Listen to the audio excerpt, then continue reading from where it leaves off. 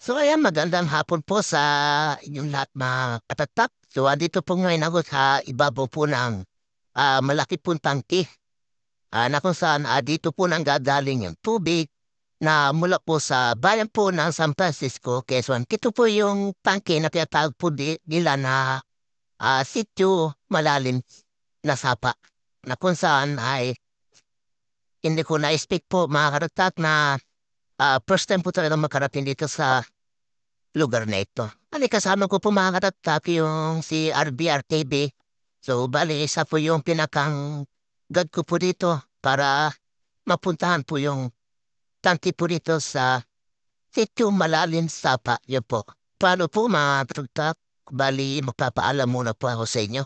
Pagaman hapon na po. So, kailangan po namin umuli na maglakad-lakad ng may tatlong oras po para makarating po sa bayan po ng San Francisco, Quezon. So maraming salamat po muli sa suporta po sa aking Facebook page at ganoon din po sa YouTube channel. So bye-bye po.